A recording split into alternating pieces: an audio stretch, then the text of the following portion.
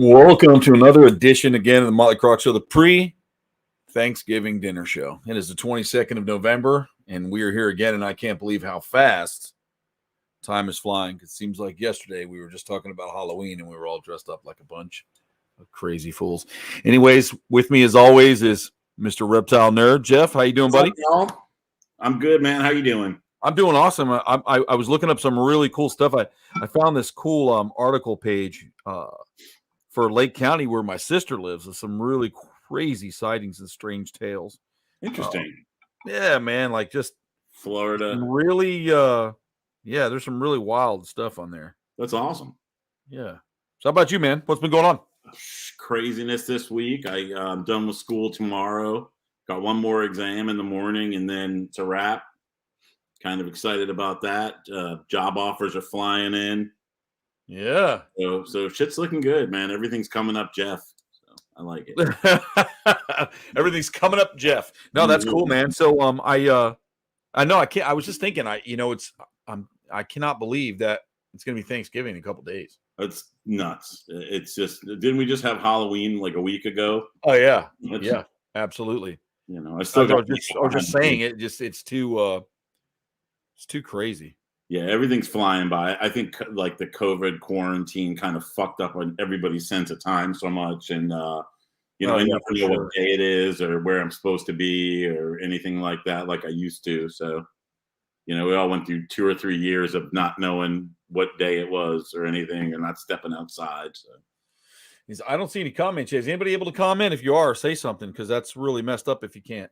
There we go. Hey, what's up, Michael? What's up? There we go. Finally, something's coming in. I just was making sure because sometimes, they, how it is. Oh yeah. See, here's Ghosted Man. Now I've got some cool stuff on here. Oh, and Lake County's got some crazy stuff. Like I know you and I drove out to Green Swamp one time on motorcycles. Oh yeah, definitely. We'll have to go do some field trips and go see some fucked up stuff. Yeah, as soon as you're open to do that, I'm great. I mean, I think that'd be fantastic. I've got some. I'll have some serious time coming up. That's for sure. I was good. I was running some footage the other night. I got some really cool stuff and movements in here and objects moving, etc. So I'm kind of like excited about that. And in the house itself, some really wild shit was going down. Yeah, man. Like yeah. I'll send it to you. Brittany saw it, and there's some stuff and some weird sounds, and you know how things go, man. It's just it's just I definitely know. Usually line up with some guests, and then things will go wrong or something too. I was going to bring some people on, but it's always stuff. It's a number of things. There's always that. Hey, buddy. Oh, look out! It's don't go on there. Those guys are pieces of shit. You can't go on that video. Yeah, you get that a lot too, and I think Bumblebee's popped in, so let's check out and see if Bumblebee Tuna's here. Boom! Hey guys, what's up? Look at that, Bumblebee Tuna. What's going on? Not much. Are you okay? Feeling better? Okay. Are you feeling better? Yeah. Can you guys hear me okay though? Yeah, you sound okay. You're a little glitchy, but you're okay. Is there like a storm up there or something? No, I mean we're supposed to have rain by like 9, but by 9 o'clock. Yeah, you should be fine. So it's weird because so far only one person's commented. It's Michael. We should be getting some other stuff. David, what's up? I just want to make sure people can do it. If you're on and watching, and if you're a secret watcher, I understand. You don't have to say anything. We have from the Secret Watcher Club. Michael, hey Brittany, he's there. Michael's already commented, so we know he's there. I figured Michelle might be here too. Samantha said she couldn't come on tonight because she is at a 5-Finger Death Punch concert. Nice, cool. They're in town. Little I don't know, or she's on that concert action. Right. That's awesome, man. That's a good deal. So Lake County, Brittany, I've been reading the blogs. Welcome to part 2 of Tales of the Weird, Clear Lake Edition, where the lines between myth and science, fiction are blurry. Yeah. Okay.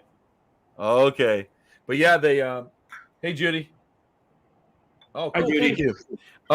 Now be warned, if you have a heart condition, you may want to have your nitroglycerin pills on hand before reading any further. This is actually really cool. I mean, Jeff's got a cool story too, but out by you, Brittany, there's a lot of stuff. So we have sightings of ghosts, lake serpents, I think on Crystal Lake.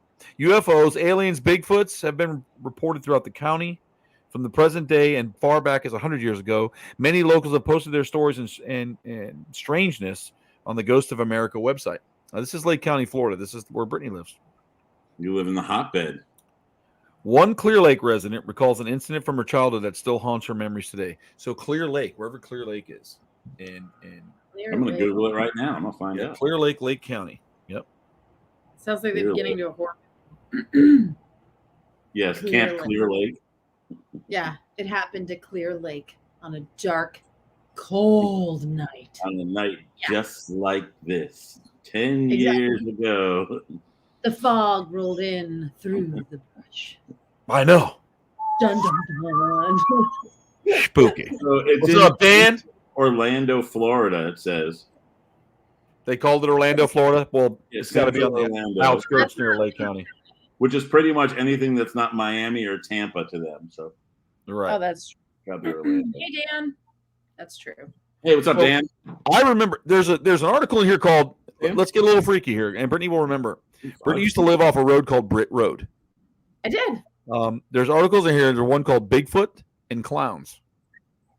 And I remember one night, Brittany and I think my mom were riding home. They were driving home back down to her place on Britt Road or back to my parents' place on Britt Road. And out of the middle of nowhere, there was a clown walking down a dark back country road. Jeff, I would shoot first and ask questions later. I hope that I would put Bozo down, dude. No problem at all. Yeah, you have to think about that. He had a bag in one hand and he just was walking, and I mean full makeup, full like gear, like right out of like the circus, walking on the side of the road. About peed myself. That happened twice.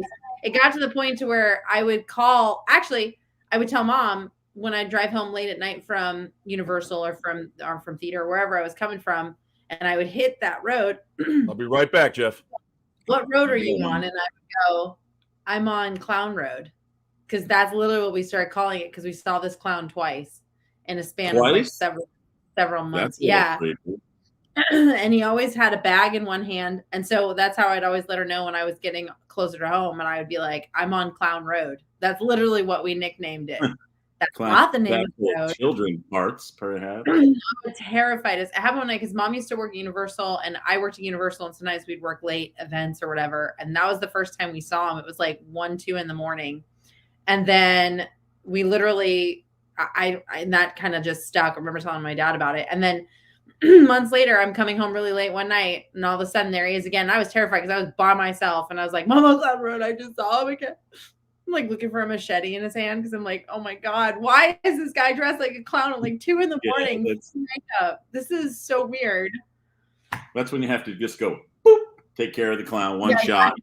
He's gone. It was an accident. I didn't see him in all his clown makeup and his honking giant shoes. Oh, it's terrifying because it was just like, it didn't make any sense. Like, and he was a tall guy. It was a big dude, and like a heavier set, bigger guy, and it just was very terrifying. That's what I'm thinking of. John Wayne Gacy is the first thing that comes to mind. Yeah, David, you might be right on that. It might have been like an impersonator or somebody who thought he wasn't. But it's who John Wayne Gacy impersonator. No, it's not right. It's not right. Is there a lot of call for that for birthday parties and such? I know a few people who wouldn't mind John Wayne Gacy impersonator. He was a stripper and coming back from like a bachelorette party. John Wayne Gacy, man, he's something else, that dude. Oh, yeah, dude. That guy. So if you're just tuning in, we're talking about some wacky shit in Lake County, Florida. Weird stuff. That's pretty spooky, going up and down. Come on, I know there's some haters out there listening too, so let's just get into this. So first, I'm going to read this story. Oh, that's a great idea, Troy. Look at that, bro. Look at that. I thought it was a pacifier. I'm like, what the fuck do you have there? Yeah, the smoke just spins around in that thing. Look at that, bro. Look. I'm telling you, it's a weed pacifier. I love it. Well, I'm gonna light it. I'm gonna light it up a little bit. Now I'm a little bit lit here. Let's see what's going on here. Let's see. I'm at the knees. I'll do that. Oh, God, I never see him again, David. The clown? Yeah, no doubt. That's the name of the road, Clown Road. That's what we call it. So it's in Eustis, actually. Clear Lake is near Eustis. And I know I'm not going to say that where people live. I mean, I've lived in Lake County. But here's an interesting thing. So the following incident did involve apparitions, but possibly a big, hairy creature. In August 2002, two hunters were walking along an old camp road near their property near Dry Creek Road, Highway 29, adjacent to North Pine Mountain. The closest town is Middletown. So let's see here.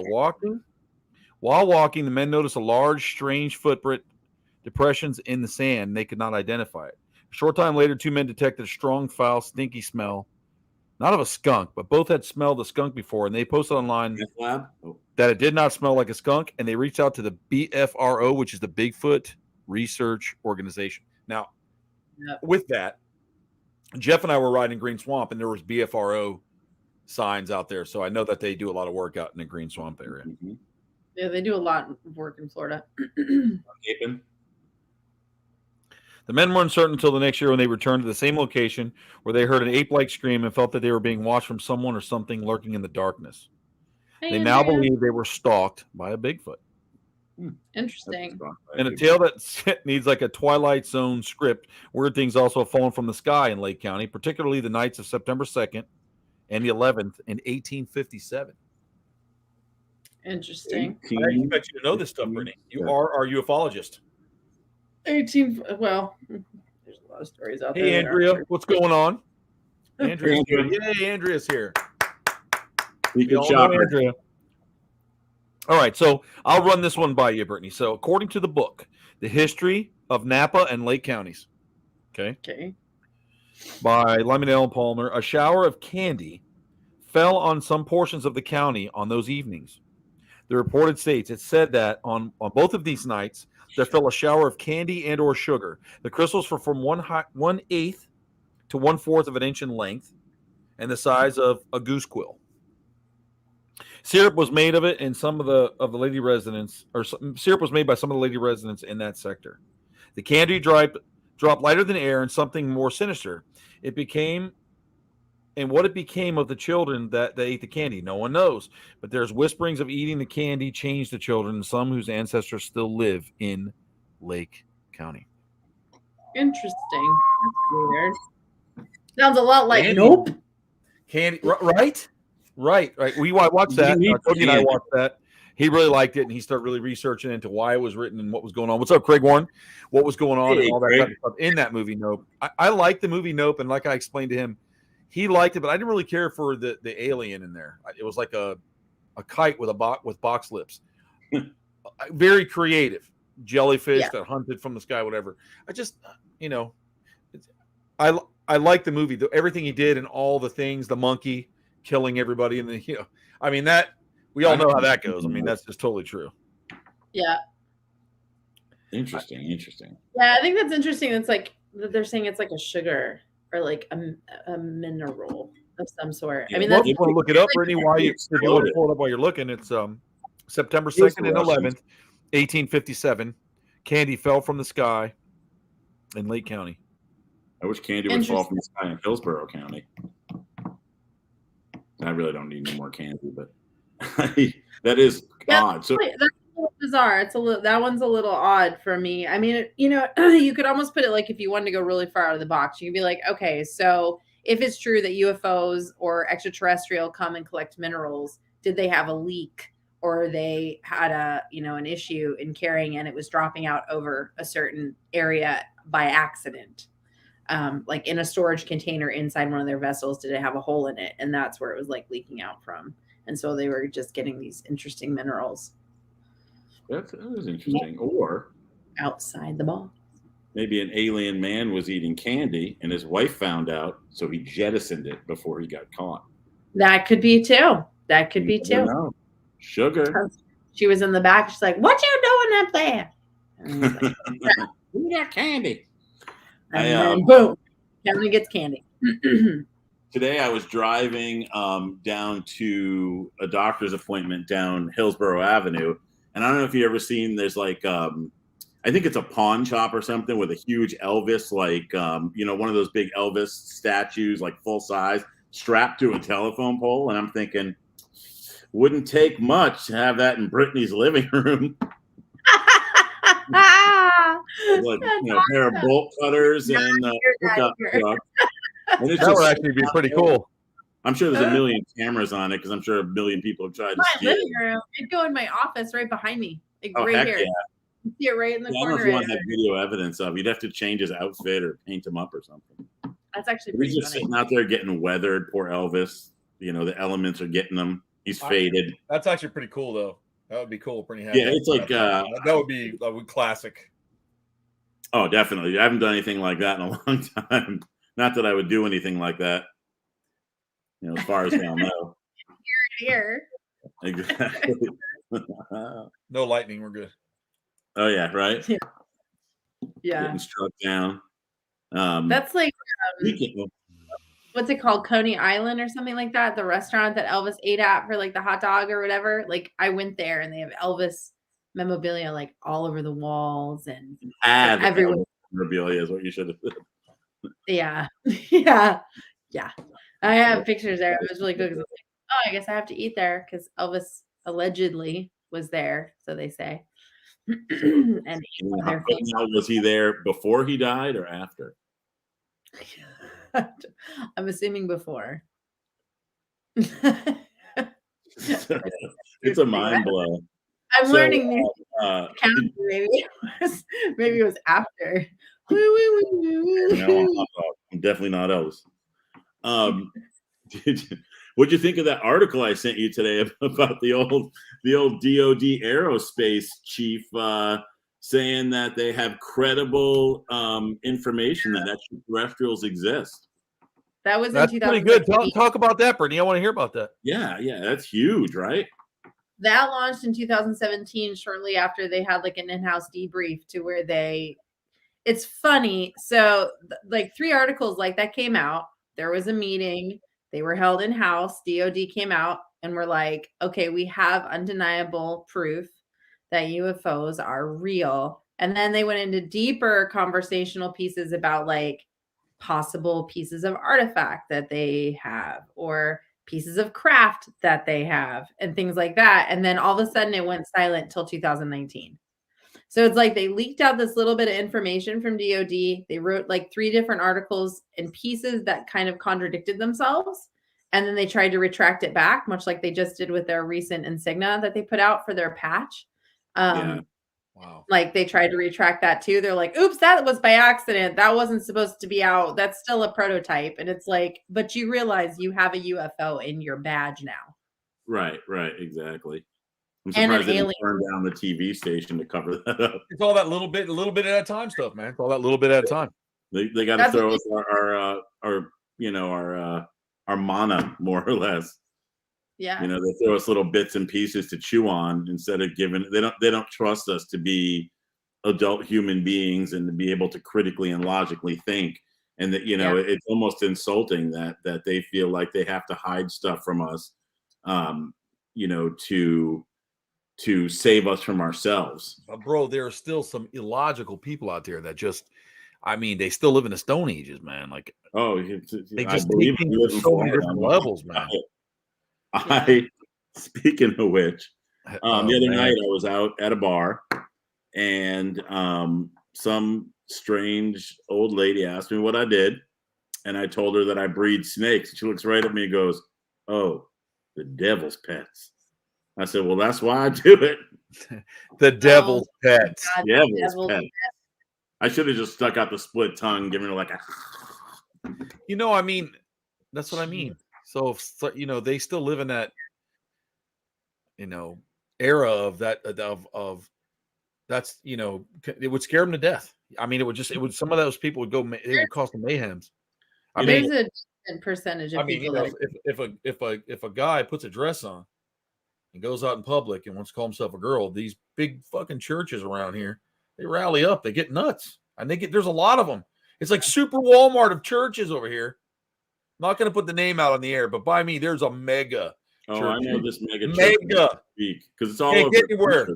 They have to hire fucking police just to get the traffic out in the morning so they can get into Publix to get their fried chicken. I know. I got to. I'm not fucking around here. Oh, I believe it. So there's still a lot of that going on, and it's amazing to me. They have to slowly leak it out. They have to slowly disperse it out in segments because they can't just hit the entire public, media sources and outlets with like, by the way, UFOs are real. Here you go. Because like we now know like in-house that they have different terms for it, for even being unmanned, because they're trying to get information out without the public knowing they're talking about or getting information out. That's like even right now we're waiting for the UAP report to come out, right, to the public. So everybody will be able to access that and read what's happened since last year. Okay. But what we do know in-house is that in 1 year, our sightings grew another 400 count. So, and this was from Navy, in-house, military. Another 400 has come forward. So we know that there's been an uptick, at least 400 new sightings since last year's, which came out in July. Wow, that's crazy. But the UAP report is supposed to be, it goes through the government and then they basically release it to the public. They release a public version. After they redact the crap out of it. Well, it got back. Yeah. Well, it got back into the office 3.5 weeks ago. And now they're saying it's going to be released at the end of the month. And honestly, in-house, through our conversations, we think it's going to happen right around Thanksgiving, to where people will see it, think, oh, it's great. But then they're distracted by a holiday. So that's like kind of the protocol by the government, is what they do with this leaking, is they'll put out something, but it's during another big thing, so that people get distracted by this other big thing. And it's just like, oh yeah, okay, we're talking about UFOs. Yeah. Okay, UAPs. Yeah, they're real. Okay, whatever. To where people are slowly being desensitized to it, to like, oh, another report's coming out. Oh, more information about UFOs and UAPs. Great. But they always do it around something large and like sneak it out to the public to kind of, desensitize the public, I think. Do you think that that's going to lead to more like UFO based cults and things like that? The more information that they release, like hey, what's up, Samantha? Hey, Samantha. Like Marshall Applewhite and Heaven's Gate and things like that. Obviously they kind of missed the mark on theirs, especially after cutting off their genitals. But I actually did a podcast in regards to just UFO cults. Yeah, we talked very deep. A few, right? There was a lot. Yeah, Heaven's Gate was one this week about the one that was, oh god damn, it's in a Walmart parking lot now. They still have the land. It was oh my god, the OP something. I have to find out while you're, hold on, I'm gonna look at this. And they still own the land and people still live there, and it's been there since the 50s. And Walmart kept trying to buy their land. They wouldn't sell it, so they built it around this compound. And there was a ufologist on. I was going to ask you if you knew him. Let me see if I could find this thing. It was on, I think it was on QAnon Anonymous. There's a lot of UFO cults. People don't realize like how big they are. Nobody says anything, because if you were in a UFO cult, would you tell anybody? I guess not. It's a really good first date conversation. Be like, oh, the outer dimensional force. That's pretty that's interesting. Well, that's another one. I want to get into some ridiculous things in Florida too this evening. While we're because now I'm medicating a little bit, so I'm going to find some fun shit to talk about, because I just feel like being malicious. Is there some stupid shit that we can joke about? But I was talking a little bit earlier when we first logged in that I was doing some recordings here of the house, just testing out my cameras. I had moved some of the positions of my animals, and so. So to make the longer story short, I'll touch base with it real quick. I was setting up my cameras because I have security cameras in every one of my rooms that watch every one of my animals from outside to inside. My animal rooms, that is, not the good stuff, but the animal rooms. So all the stuff downstairs has the main room where I store the lemurs overnight, because everybody comes in at night, and keeps them safe. All my wildlife is monitored like children every day. So anyways, Brittany's really into orbs. And so I was setting up my camera, and I'm looking at I'm going to the online. I'm looking at the camera. I'm in my room. Cody's downstairs. He's drawing, and I'm like, oh, cool orbs. So I started recording the camera, just recording. And then I heard this thing come. Then there's like this one just like flies up and just stops really slow, Jeff. And I'll send it to you. And he just looks around for a minute. And then he goes, and it just leaves. So either it was like a hovering bug of whatever, but it was really good. Which maybe it was some small alien Thank you, Michelle. Happy Thanksgiving. Thanks for stopping in. And hey, Michelle, happy Thanksgiving. So there was a like an orb, whatever. So I'm like, oh, I'm gonna send this to Brittany. So I was playing Christmas music, and I don't know if that pissed him off, because then like it changed, like all of a sudden the sound changed. Someone's like, oh, I don't like this, and blah blah blah came through, and I've got it all recorded. So I'm like, whoa, fuck, what the fuck? And so I'm like, is there a radio on? So I look downstairs, and Cody's not doing anything, so he's drawing. No other TVs on, just the Alexa playing Christmas music. So when that overlay came in the separate room, I was like, what? So I left it recording. So I kept recording, and something said like, I don't like her, or I don't like it. Now, to jump back 10 minutes about what I was saying, I moved some things around in that room. I moved the chair that I found on the side of a road years ago that I wanted, just a single wooden chair. Guy died in it. Probably. So I brought it in, I cleaned it, and I put it in the room, but it always sat in one spot. And then my parents, they know I like antique stuff. I have like 100-something-year-old couch in my studio, and so they found this ottoman that looked almost just like this couch in an antique shop or some sort of Goodwill place, whatever, where people just take it. So that sat in the middle of the room. Well, it's cool because it's old as shit. It's back when they're still hand stitching and the ropes hang off of it. The old gold ropes. I mean, it's cool. I love that old haunted kind of shit. It is cool. And I do bring artifacts back, and I like when people doubt stuff, because I go, if you come in here, something will happen in here. If you'll feel or smell something, or smells that you'll have something. Happened to Joe when he stayed here. Happened to a lot of people. It's just the coolest thing. The bed gets pushed down. One of the reasons I really love this place is because of the activity, rather because I bring it here, or it's manifested because it's comfortable, or because we just get really cool stuff. So I kept the recording, Jeff. I moved everything around, took the ottoman out, and moved it upstairs. So now it's empty. All of a sudden, in the security clip, the little wooden chair that is sitting against the window in the wall jerks away from the window.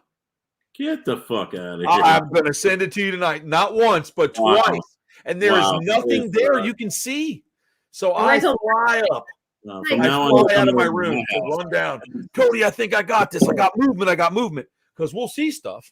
But I can't walk around with shit on all day long. Right. And I imagine it's in your periphery a lot too. That's when it seems to happen to me, when I feel like somebody's there or something in my periphery. Like I know that I'm going to turn around. There's going to be a person standing behind me, and there's just nothing. Exactly. It happens all the time. So I will send this. You probably do it in just a second, Jeff. I'll forward it over to you so you can look at it. You'll hear some weird shit. And then the chair moves. It clearly moves. Now, if when you look at it, and you can show it to anybody you want, and I told Brittany, send it to all your people, send it to wherever you want to go, whatever, because I don't do anything with Jeff, and I don't do anything with the paranormal supernatural. It's all Brittany. When I hear people talk, it's like, oh, that's Brittany. Brittany. I'm just a nothing. I don't deal with that stuff. So I said, Brittany, what? You're so cool. I don't mess with this stuff. You are into paranormal. No, it's all you.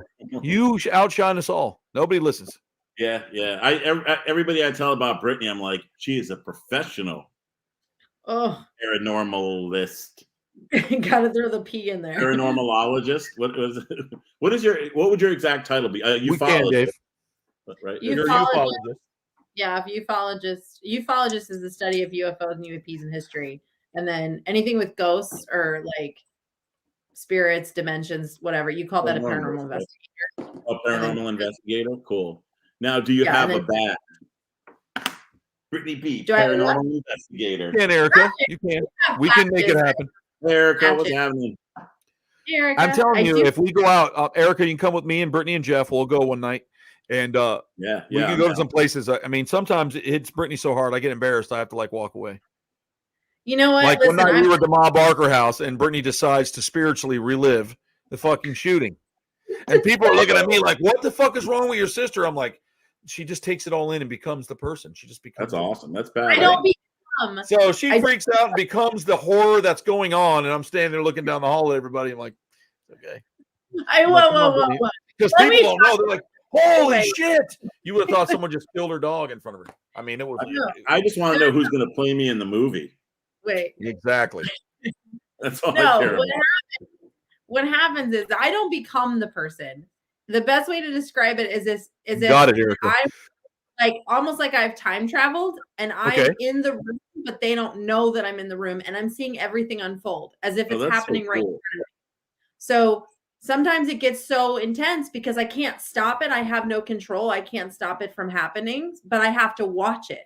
So even that, people are going to think you're crazy, Jeff. I don't care what people think, but it's legit. But listen, I'm just telling you, they get weird. They're like, I don't think so. That's not real, because you're automatically want to deny everything.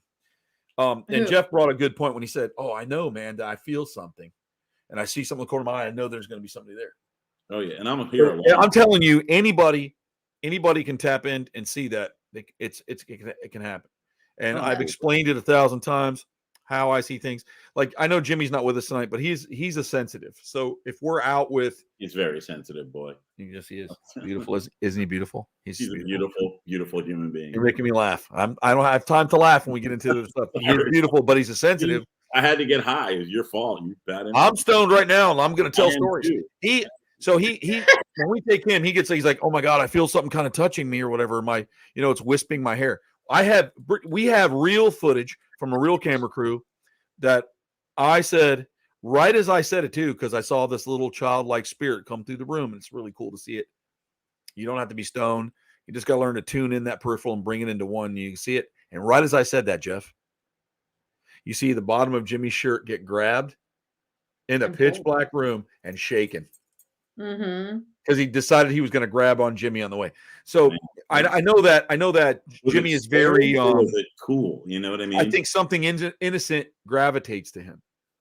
I get that because he's like an empath and a very he's just that kind of guy. He's one of the few genuinely nice people I know. Yes. Like really. I think if Jimmy opened up a little more, he'd probably see more. But he's real good at feeling. He's like, okay, I'm right here, and I'll get with him. And Jimmy and I were leaving a room one night at the Ma Barker house, and I found this chest from like the 1800s, or 1800s, early 1900s, in the house. And I was going through it, and I found like a naked lady on the beach, and like this old so this is like an abandoned house. I thought it was like an attraction. No, it's not an abandoned house. People can look at it, but we got special access to a lot of things on the land it's preserved on. So Jimmy got Brittany in there, and they went to do it, and we all showed up. So Sarah and Jimmy got the whole hookup on that. They have the people who work with that, and they let us spend the night in there. So thank you, Jimmy, for that, because you spent the night you would never get to go in there at night. The couple that handles the house, they're really nice, and they want us back. And it's something that I think we really need to do. And I want to go back and actually stay the night, because there's a lot that I want to do. It's because there's I want to sleep in the room again, do the dark room stuff. Well, there's three mirrors in that room, and those are things I wanted to take pictures of, but because so much was happening for a while there, that we were having so much activity going on, that we got kind of sidetracked. But if we're going to go and actually stay for the whole night, we have 3 original mirrors that were in the house at the time of the shooting. And I really want to investigate those mirrors, because mirrors hold so much energy and almost like a doorway. So I totally agree. But I'm going to say this, because anybody who's watching, when you're in the middle of that stuff, you got to be really focused. I don't like being distracted. I don't like when the room opens up to me and I start seeing a lot of stuff, I'll be like, Jeff, that's pretty funny over there. There's such and such going on. But when I'm trying to focus and get in there, it's when idiots come along, and they're just, oh yeah, look at that curtain. Oh man, let's not, or farting around. And it's distracting. And if I was on the other side, I was on the paranormal side, I would fucking be pissed off. And I'd be like, fuck these guys. I'm not going to do anything for them. Let them walk around here and pick their dicks, because it's insulting, for one. Oh, sure. And we really don't understand it. I still don't really understand it. I don't understand it. But I see a lot of stuff and I don't understand it. But, anybody can do it. So, and Brittany, when the thing came over Jimmy's shoulder, we had a full face apparition come through the wall. Everybody in that room saw that. The camera person, a very credible person who was with us, that was very oh, I don't believe in this kind of stuff, kind of thing, saw it, and you hear her go, oh my God, his face, this perfect face came through the wall and leaned right around Jimmy and just looked right down at us. It was awesome. Well, that kind of thing can't even be faked. You can't spoof something like that, man. No, on Jimmy it was awesome, and I know people don't want to believe it. I don't care. I'm not. I believe that was like a showstopper because we had so much energy and we were seeing beings in that room for a decent hour. And then all of a sudden, like I'm standing next to Troy and I looked down and we both looked at the same time. And I think it was like right at the same time, Troy and I were like, do you see the face? Because this face was so much different from the other entities we had been seeing. Like this face was almost like how I described it, moved like a jellyfish, like liquid. And it was like almost translucent, but you could make out such detail in eyes. And it was looking like, if this is Jimmy's face, it was like looking at Jimmy like this. And then when we said, oh my God, look at that face, it like looked down at us like this. It looked down. It was so rad, bro. It was like, I'm telling you, it was the neatest thing. Right back to Jimmy. And I was just like, does anybody see that face? And then she goes, it's right there. I heard somebody else. It's right there. You better bring a sleeping bag built for two, my brother, because I may be jumping in there with you in the middle. I'm telling you, it is the coolest thing, man. And a lot of people don't go in there. They didn't even know that place was a jail in St. Augustine. We're not talking the old St. Augustine jail. We're talking about a building that was on a street that was originally there that they mowed over. So the people were trying to pull shit down to make, revamp it. And they found bars in between the walls. And they found bar doors. Then they pulled the floor up and all the scratchings from the prisoners in the 16th, 15th, 14th century. Walls, we're scraping it. Okay, it's historic now. Nobody can touch us. We had no idea this was here. That is crazy. So, and what's funny is I pulled that building for us to investigate because it's off the beaten track. And I actually did a case study there many years back, 10 years ago now, over 10 years ago now, for 3 months in that building. And I knew things about that building from my own investigation there. And I took Troy there first and I gave him a cold read. I wanted him to cold read the place. So I wanted him to know like where we were going. And he did. I didn't even know what the fuck it was, Jeff. I told him I don't want to hear about it. No. I just want to go work. And nobody in St. Augustine knows about this place. It's an off-beaten place. It's not known to like the public for investigations. It's not. And I wanted something that wasn't, if I'm investigating a place, I don't want a place where whoever's with me can Google about it because you'd be surprised what you can find on the internet about everything. So if I'm taking people that I want to have a real, honest experience, I want to pick a place that I know is heavily active, has had heavy activity for years, has actually like in this case, this building, like some of the owners actually had some health issues because of it. Like there was a lot to it. And I knew that manifest like crazy. That wasn't like when you go, everybody's like, go to the fort, go to the old jail, which isn't the original jail. People forget St. Augustine had a hell of a huge fire that burnt all of our original blueprints of where everything was. So people just guesstimated. We didn't know where the original hospital was until they started digging up the bricks and found body parts, which meant the hospital was there and they literally were chucking the body parts as they were amputating, individuals or war soldiers or whatever, throwing it right into the street. Huh? That's I said, what else are you going to do with them? Just beep. Not like you put them on somebody else back then. I really want to get into some of that shit. I definitely. Again, I don't know if I even want to. I just got that movie you sent me, Troy. I'm like, do I want to watch this tonight or? You can watch it. That's a clip of It's probably 34 seconds. Oh, I thought this is one from your house. I thought. Yeah, that is.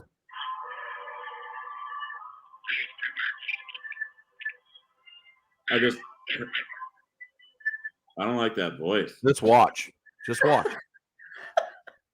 The eyeballs that you see are my lemurs looking in the window. So don't be alarmed by that. Those are my lemurs. I don't like the voice. Whoa, I just saw that thing fly up the wall. That was crazy. Did he miss it? Another one. Maybe I missed it. I was watching the orbs of the lights go flying up the right wall. I'm going to watch it again. That voice freaked me out more than anything. Don't look at the orbs. Look at the chair, because I got distracted by a couple of the orbs too. The chair up against the window, or the chair that's just sitting there. Yep. I'm waiting for his. That chair is in there just to assist the lemurs to jump into their homes at night. They jump off the chair and up in each box. That's the only reason it's there.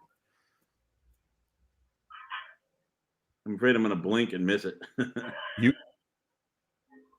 I think. You see that? Yeah. It moves by its fucking self. That's crazy. That's nuts, dude. I almost died, bro. I ran down the stairs. Oh, yeah, got it. I finally got the movement. He's like, what? And then he went in there and drew a line, moved something around, drew a line on the floor. We left it alone. And apparently, when we walked back in, he's like, come in here, it's moved. And it was moved past the line again. So I don't know if it was upset because we moved something around out of the element that was at one time, crossing paths. I don't know. Or it was something in there. And they, I don't know, man. It was just wicked sick, dude. Don't you wish you could get the history of that chair, like where it's been and what it's seen, and yep. If there's energy that happens from something, it's there. It doesn't go away anywhere. It's still got it, Erica. The whole room, I imagine, and it's in.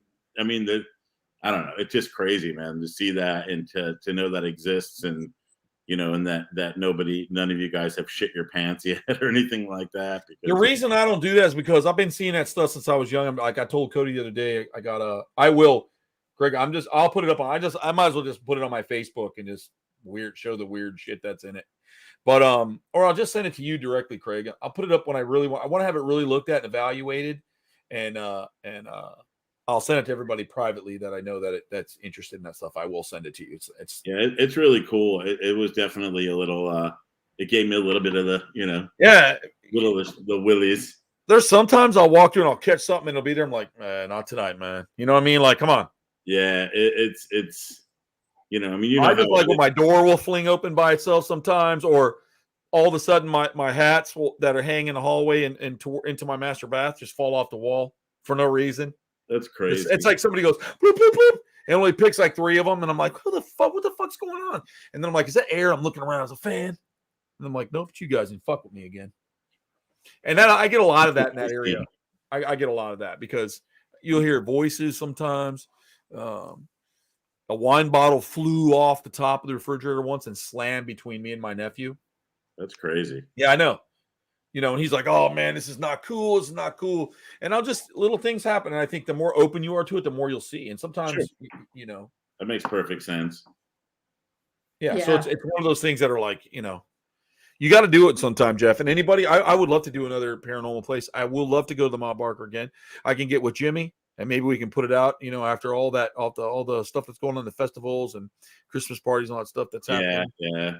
We can go over there. I think a cold night, I think it'd be, more detectable. You definitely want to go to stay longer because that's the problem. And I don't want the confusion, man. I don't care. I don't get scared. I want to sit in a dark room with the door shut by myself. You should totally just do the sensory depression tactic. Just totally. But don't you remember when Joe was holding the and Joe was there when we first took Joe there, he got all weird and got sick and had to go outside. Yeah. I go, I'm gonna throw up, man. I can't fucking breathe. I'm like, relax. It's heavy. But it turns out that there's a woman that was in that house, apparently, that liked Joe the whole night. He's a big cuddly man. I like the whole fucking night. True story. Whole night. And he's holding the bars, and I'll tell you something. I was talking to someone from a law enforcement agency. I'm not going to get into it. And they were learning how to discover bodies, right? Uh-huh. And one of the teachings, farmers use those rods. Yeah, the rods cross, you find bones. And he's like, fuck that. That's not real. Whatever. And they had him do it. And they would bury the bones around. They would give it to the officers and they would walk. And when they would cross, they'd start digging. And sure as shit, they'd pull up a chicken bone or a cat bone. That's great. They'll detect bones, right? So Joe had those that night. And every time they asked a question, they'd spin in on him. And he's like, oh, come on, man. Come on.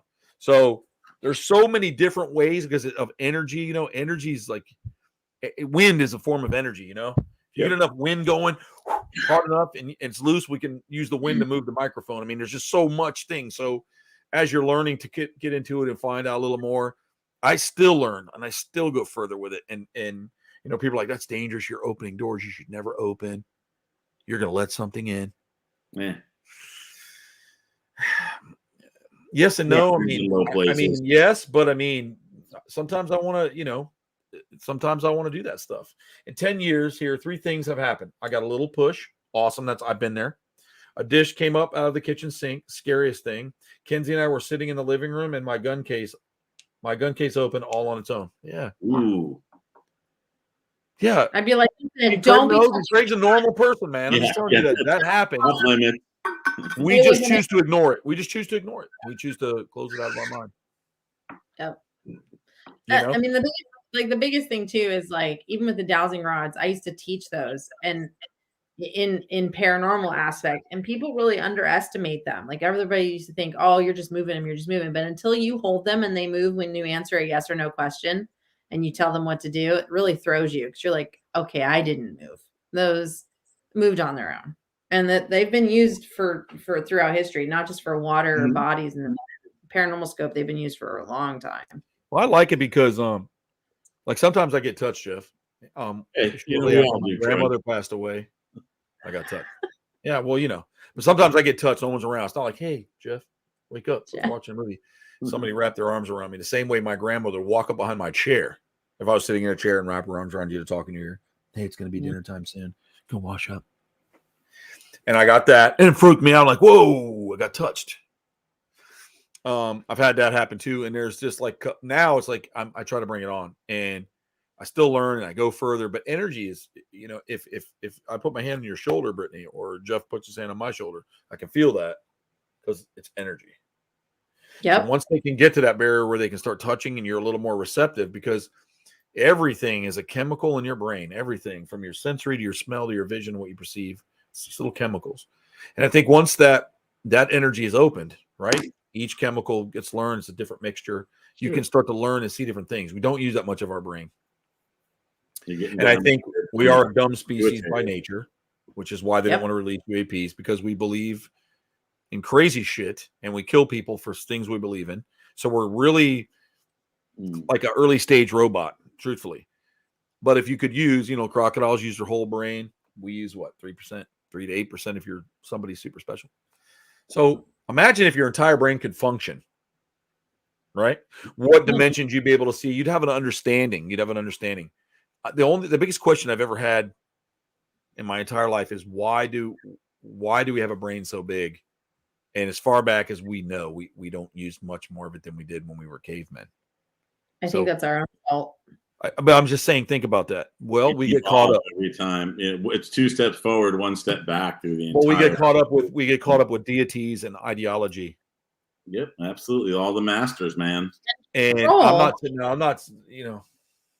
Good, Erica. See, it's crazy. Well, you can view it. It's wild. It's just weird. So I'm gonna do some more setup stuff and see if I can get stuff to happen like that. Yeah. What's that? I said you send it to Craig. Don't leave poor Craig out. He wants. I will send it to Craig. Craig, I'll move it over to you here. I'll get it to you. That stuff is just crazy. But the more we open up to it and our brains, we have these things where we shut down and they tell us it's not real. And we're told when we're little that monsters and things aren't real. They're fucking real, dude. And ghosts are real. And I think kids see them all the time. But we go, there's nothing in there. It's pretend, because they start to understand fear, because we teach fear. Hey, what's up, Julie? We teach the fear. I'm sorry. We teach it. No, it's true. But it's also a control. If you control the masses by controlling their brain and what they're educated and how they're taught, then you have no one that's going to be superior to you. So you're always the superior one. Just think about, I know people need like you for this. So I'm just going to use the word. The moment you start allowing them to think for themselves and their brain to expand, then they become more powerful in numbers. And then how do you control a general public? You can't. Right. It's the same thing we say all the time with ufology. It's the same thing with this whole government release of all of this. It's the same thing. It's a fear tactic. They have a certain way how to control you, and they know that. So like I just said this on an interview I had. If they came out now, we're talking 75 years later, and said the Roswell crash of 47 was true, it was real, we covered the whole thing up, there were 5 bodies, we kept the one alive for an entire year, we had him moving from base to base to base while we interviewed the hell out of him, and then we killed him by torturing him to death over a span of a year. Can you imagine what the public would think? The public immediately would go, well, if you lied to us continuously, you raided people's homes, raided people's stuff, saying it wasn't true, sending out mass hysteria, blah, blah, hysteria, whatever. Then you come out and you say this, immediately the general public goes, well, what else are you lying to us about? And then now they're fighting back and pushing back on their own government. Well, guess what? That's not just 100 people. That's thousands of people against a house of 100. Yeah, think about it. If that did get released, though, the people who watch Fox News wouldn't believe it anyways. They wouldn't believe it. They'd be like, that's not true. They're just making that up. They're making all that up. That's not real. Let's take a moment of prayer. Troy made a valid point that is factual. So 50% of the country would be like, wow, thanks for finally telling us. And the other people would go right into fucking denial. Oh, yeah. I mean, look, I'm right in the middle. So for those of you, I'll admit it. I'm right in the middle when it comes to that bullshit. Like I'm right in the middle with, I know that they all fucking lie to us. Every one of them lie, and it's dictated by the same person. It's all a bullshit. They released those viruses. Nobody's fucking monkeys in getting AIDS. There wasn't a thing. They released that shit in the 80s. That's what they did. They did that. There was no this guy decided he was going to have sexual butt sex with a monkey, and then he came home and made love to his lover, and it was only a homosexual. Fuck those homosexuals. And that's completely wrong. The government. I think that particular the phrase that pays was how is he getting bumped out of step? Yeah, immediately. I'm telling you. Tell the men in black to back off, Whitney, would you please? I'll let them know. The thing, I believe that the public half would panic and half would just, they'd be like, thank God. The people that they kicked me off for that. Sorry about that. They kicked me off because they were saying it was them and AIDS, and I'm trying to make a point. They were saying, fuck, it's homosexuals. Fuck them. They're killing everybody. Bullshit. It was not them. It was the entire government putting that stuff out there, being the same stupid ass they were. I can't believe they kicked me off like that. Motherfuckers. We got Joe with us here. He popped in. Hey. So, what's up, Joe? And so I just got kicked off, man. The bots got me. But listen, so the deal is they did the same thing with COVID shit, and they put it out there. It's the same thing. And then they teach you with that. Now everybody's scared. And what do you do when you're scared? You spend money. You're easily controlled. And I don't care what anybody tells you. You'll give up your freedom for safety. I want everybody. Lock me in that cell. Don't let that alien eat my ass. Take my freedom away. Listen, everybody just research what fluoride does to the brain and to your third eye. And we are given fluoride at the age of 2. And what happens when we hit the age of 2? We've got little kids under 2 talking about the things that they're seeing. We're seeing all these types of ghosts. I saw grandma last night. But what happens to fluoride? Look up what fluoride actually does to our brain. So if one of us get bumped again because I said something, you might get bumped. Be careful. I can't believe they kicked me, you motherfuckers. That pisses me off. They control what you want to say. If you want to talk about control, they control everything there. Well, they haven't bumped me off, and I've said a lot of stuff. So no, I was making a point that in the 80s, these asshole people, these idiot fucking conservative fucks, like most of them are. Not that being a conservative is bad, but those conservatives were blaming everything on gay people. I remember. I grew up in that era. It was horrible. Remember, Jeff? I remember. Can't drink out of a water fountain. A homosexual might have drank out of it, and you'll get AIDS. Come on, dude. They used to say that. It was. I can't even believe that we were stupid enough to believe that. You know how hard it was to lose my virginity in the age of AIDS? Seriously.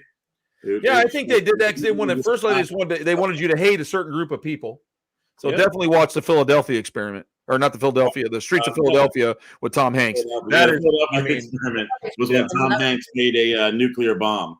Yeah, the Philadelphia experiment was awesome with the invisible ship. That was badass. You can watch that too. But the show Philadelphia was about that. And I'll tell you what, Tom Hanks did a good job in that.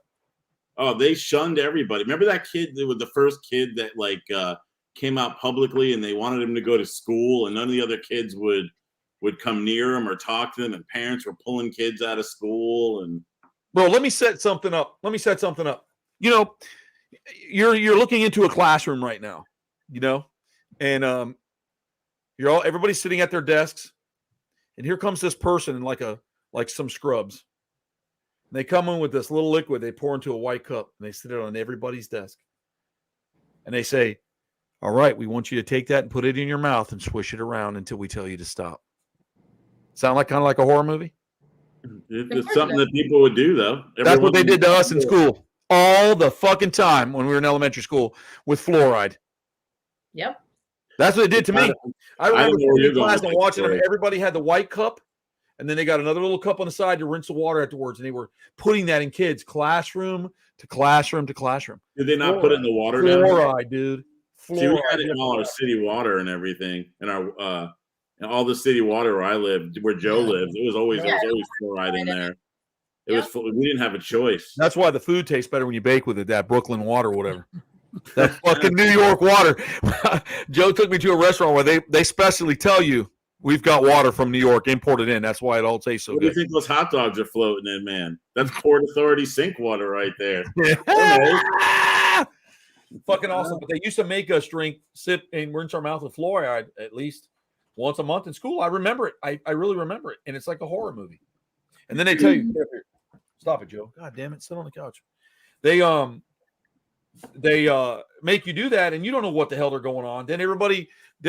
I'm sure Jeff too, when I was younger, if you were a guy, you weren't allowed to take home ec. Yeah, no. I wanted to do more cooking. Can't do that. You're going to go to wood shop, son. Joe, up here. Yeah, you're going to go to wood shop too. I would have been dangerous in wood shop. I always took like graphic design, like lithography stuff for all those electives, like print making and stuff like that. Yeah. So think about that. And then you had to do the Pledge of Allegiance to the flag. You sure did, man. Like, I'm not saying not respect America and what it's for, absolutely. But I always thought that was brainwashing what they would do. You had to do 10 jumping jacks when you were told. You had to stand up, and I wouldn't do it. And then they would call my parents, like, your son's an asshole. He's defiant. No, I just started to see things, man. Like, this is really weird what they're teaching you. It's like weird. Now when you go to a school, it's even weirder. Yeah, man. School's brilliant. Before it was like control, like put your hands on the desk, we'll slap your knuckle. When Jeff and I went to school, you can still get spanked in school, man. Yeah, I went to a boarding school for a couple of years, and we could still get hit. And teachers used to hit us all the time. I remember getting my knuckle smacked with a ruler. Oh, dude, they used to freaking like they'll smack you in the back of the head. No, think about it. You're talking right now. If somebody took somebody's kid in there and spanked them today, you know what the fuck they would do? How long did that take before it slowly went the other way now? Because back then it was okay. You got spanked in school, son. What were you doing?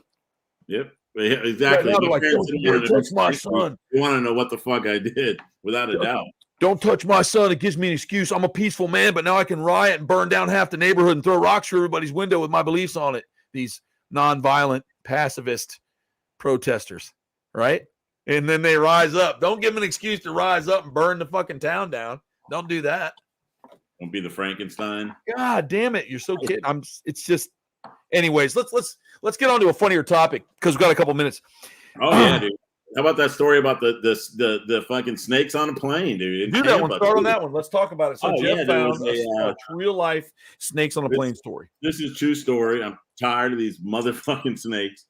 So there was a plane coming in from New York, probably the one Joe was on. I don't know. And as they landed in Tampa, they were taxiing toward the runway, and of course it was in business class. Everybody got up and started screaming and shrieking because it was a really scary looking snake there, and it was a little garter snake. So, you know, they had to call like the cops to come and take it off the plane.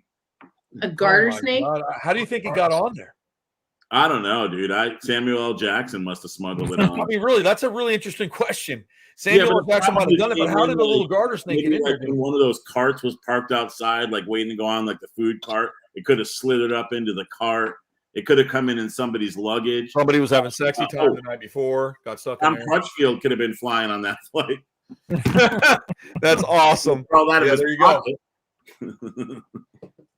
So here's something that's really hilarious, dude. I'm gonna give you a couple funny laws. Well, I'll do funny laws in different states, but so in Florida, owners of a commercial establishments where alcohol is sold may be fined up to $1,000 if they participate in or permit any contest of dwarf tossing. I was gonna say dwarf. The law makes sense, but the fact that the state has to spell it out might make you scratch your head. Right. So you can get a huge fine if you serve alcohol and you throw midgets around a room. Now, can you get? Oh, you can do it if you don't serve alcohol, or yeah, it says where alcohol is sold may be fined to $1,000 if you participate in or permit any contest of dwarf tossing. No midget tossing. Can you imagine someone? What about if you? I was just down at Dusty's. Dusty's on midget tossing. They're throwing little people against the wall with Velcro. They need a fine. While I was drinking my beer. Yeah, that's the key. That's the illegal act. What about possession of dwarf tossing paraphernalia? Like they used to have those harnesses they put on the dwarfs, and you had a couple of handles, and you could give them a good swing, and you toss for distance and accuracy. And you can get $1,000 fine. I think that's. I mean, I think it'd be fun to throw someone around like that. I can think of somebody I would throw around. Paying them, and they want I've got a couple friends that tall I could throw like against a wall. I think it's worth $1,000. What's that? I think it's worth $1,000 fine. Yeah, it should. It is. That was like a big thing. Like I can't believe that's dwarf tossing, dude. Yeah. It was huge. It was like a sport.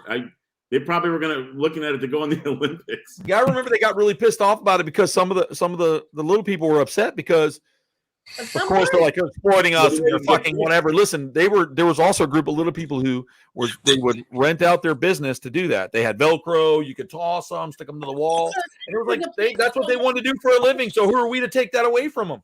There was a place in LA that was literally a Velcro wall where there was like a team of them that were training, and they had guys that were like probably like 6'5" and above, pretty muscular big guys. And that was like, it was like hand balancing acts. It was like you had a little person with their giant. Exactly what Joe said. Throwing them. Like that's what they did. It was literally for training. It's a giant Velcro wall and they had Velcro suits. Like, I am not kidding.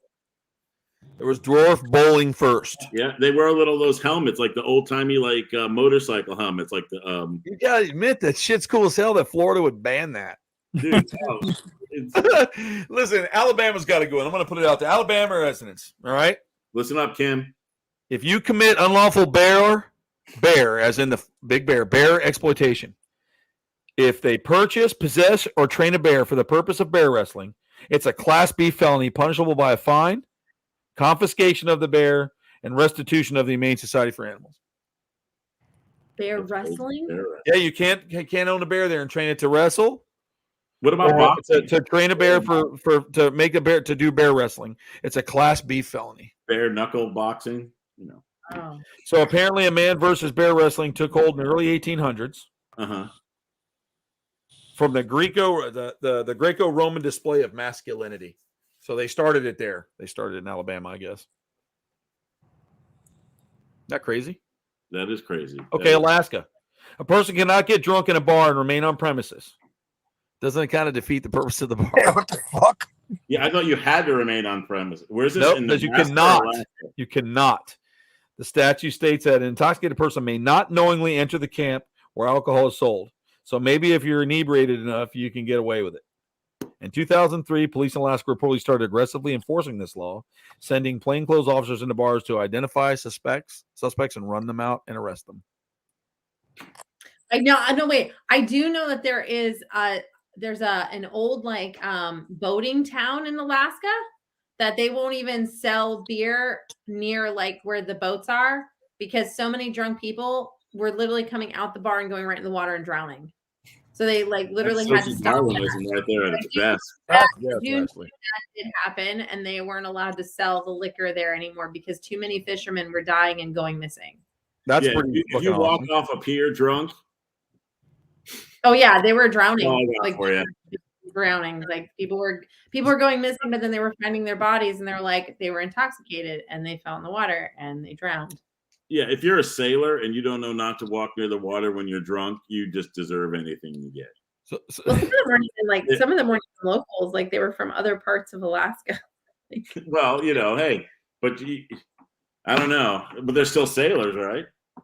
I would assume, yeah. I mean, it's a very know where the water is. This particular area is like you can only fly into it or boat into it. You can't drive out anywhere. So here you go, Brittany. Can't drive out. Which is terrible. In the lovely state where Brittany was born, Arizona. I miss Arizona. Now, when I hear the first opening of this line, this means something completely different to me. No one can feed garbage to pigs. Now, I might perceive that a little different than the next guy. There's not enough Dunkin' Donuts around. Now, listen. So, I'll reread that for you again. No one can feed garbage to pigs without first obtaining a permit. So you cannot feed any garbage to your pigs without a permit, which requires an annual renewal. You can have her swap out a trough for a waste basket if the swine are raised for your own consumption.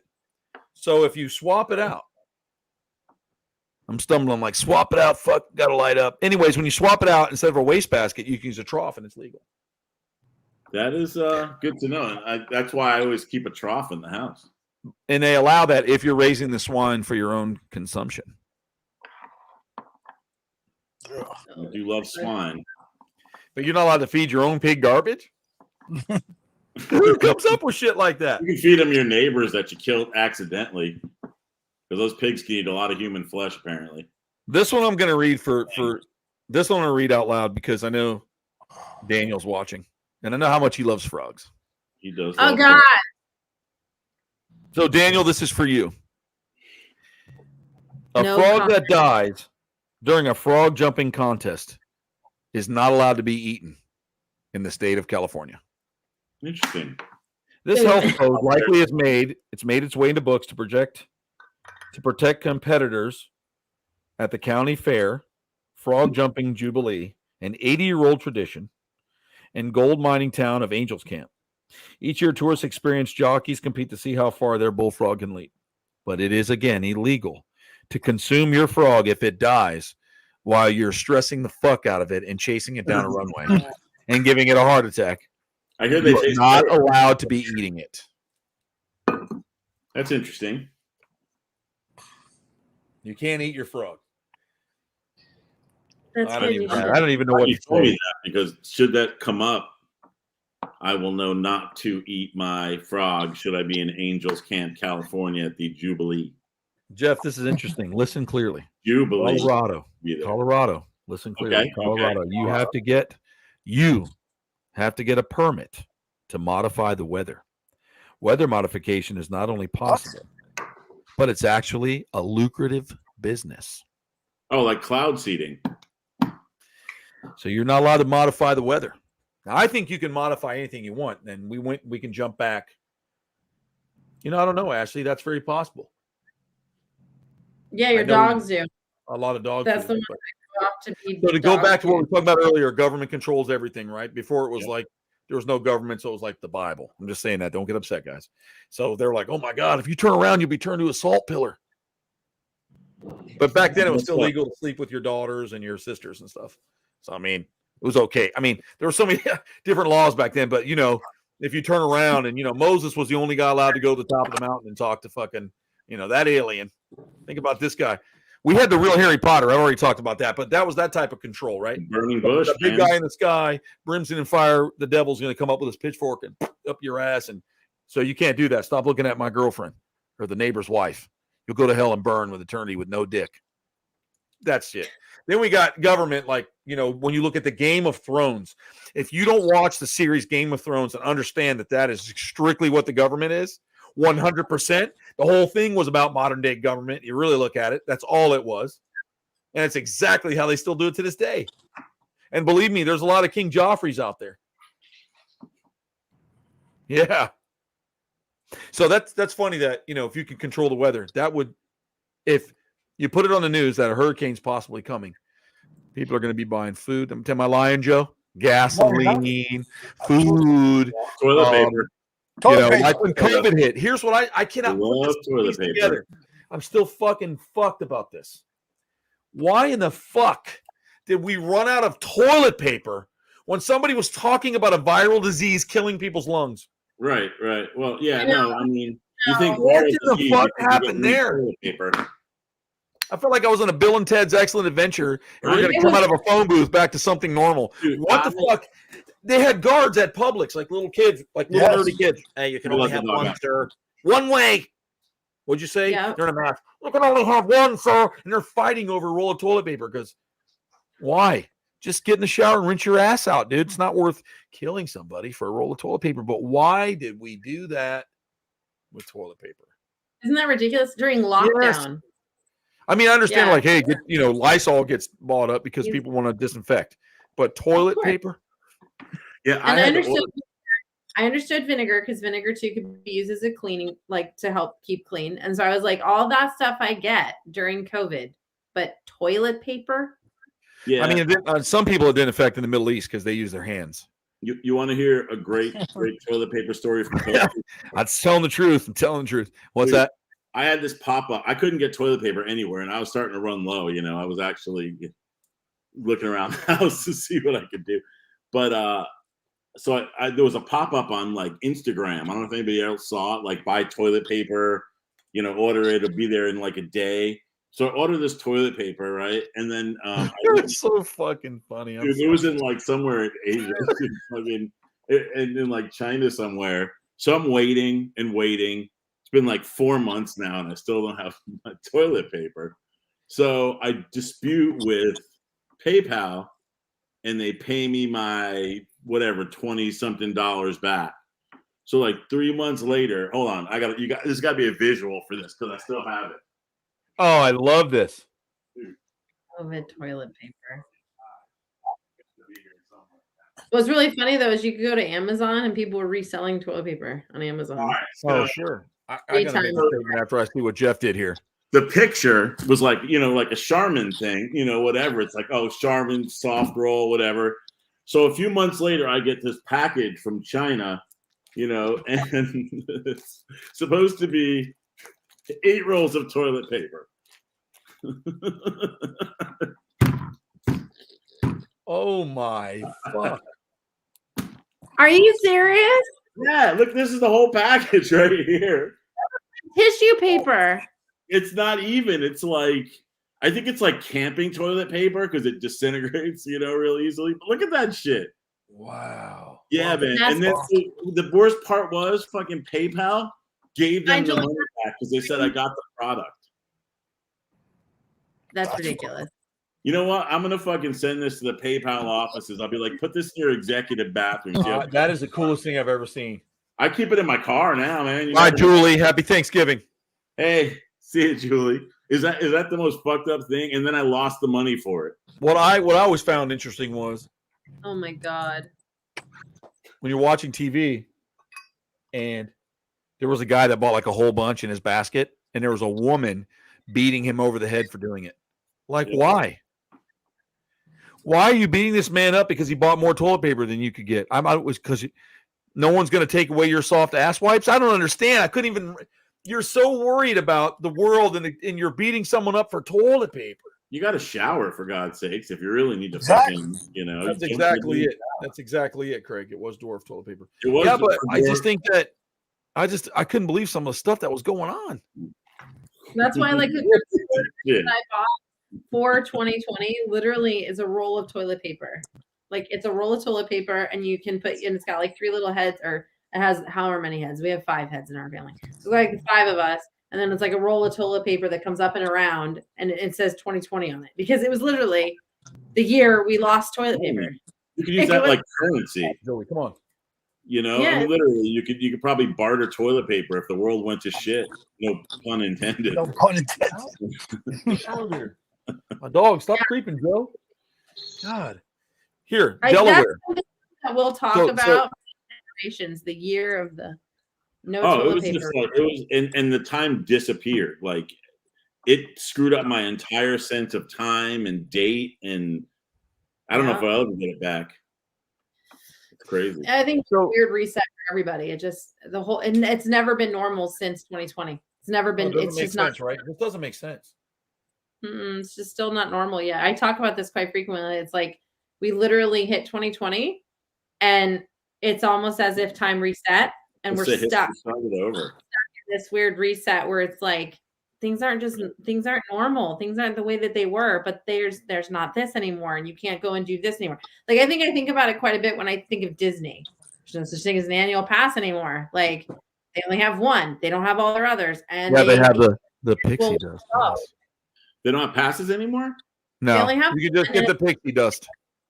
Yeah, it's a weekday pass. And on top of that, like, you can't just, like, if you can have this pixie dust pass, right? And you can be like, look, I really want to go to Disney today. I'm going to take the kids to go pack up, and we're just going to go to Disney. Well, guess what? You can't.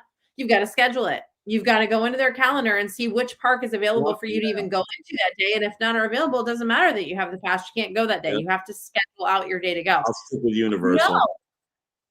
Yeah, exactly. But it's just like, so, well, what's really frustrating is my friends all live in LA, and they're like, oh, we have annual passes for Disneyland. We go whenever we want.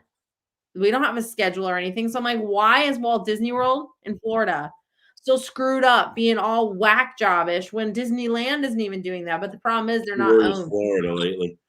They're just owned by like the same. They're not handled by the same internal. Like it's a mess. I've been to both, and they're eerily similar, I suppose, but they're different in their own ways.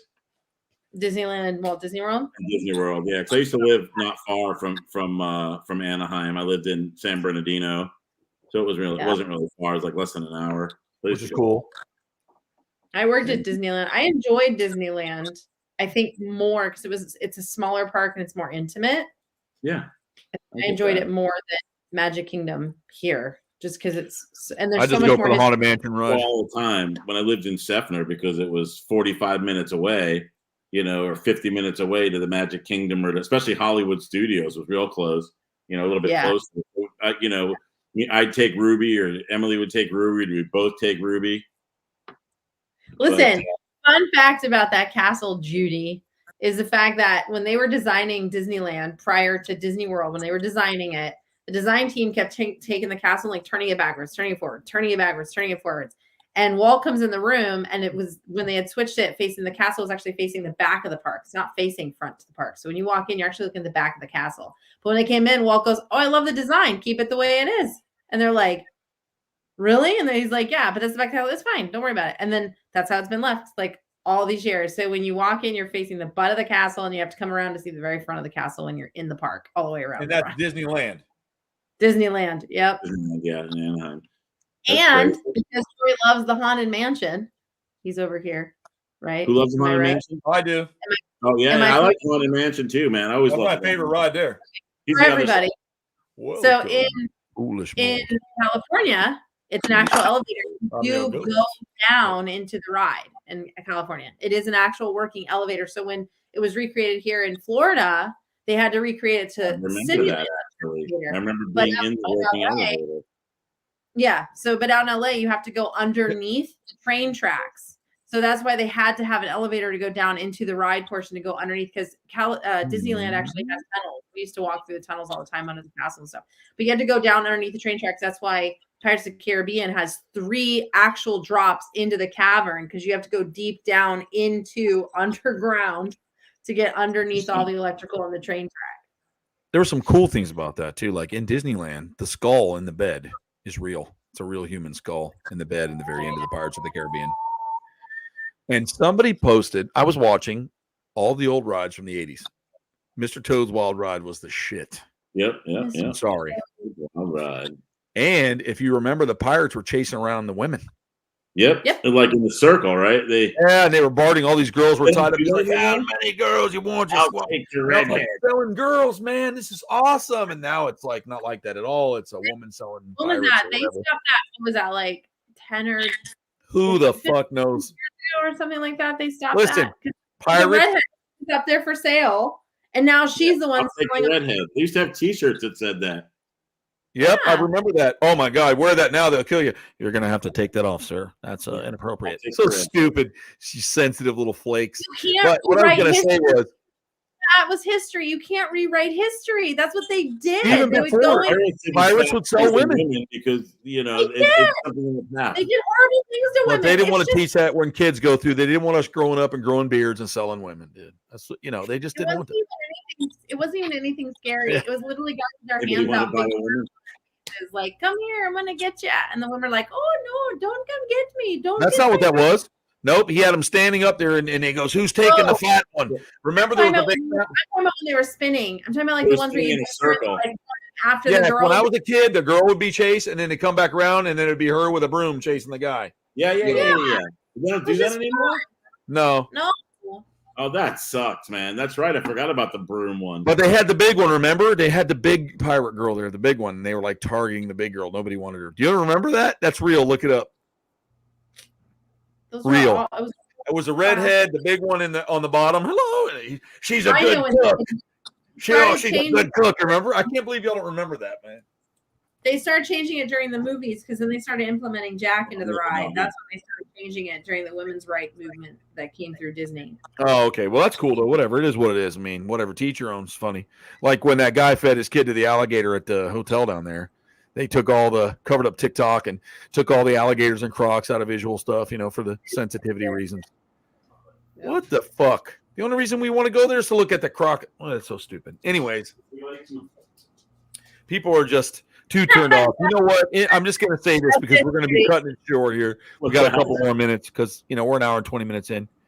In Delaware, it is a Class B misdemeanor to sell, barter, or offer the fur of a domestic dog or cat.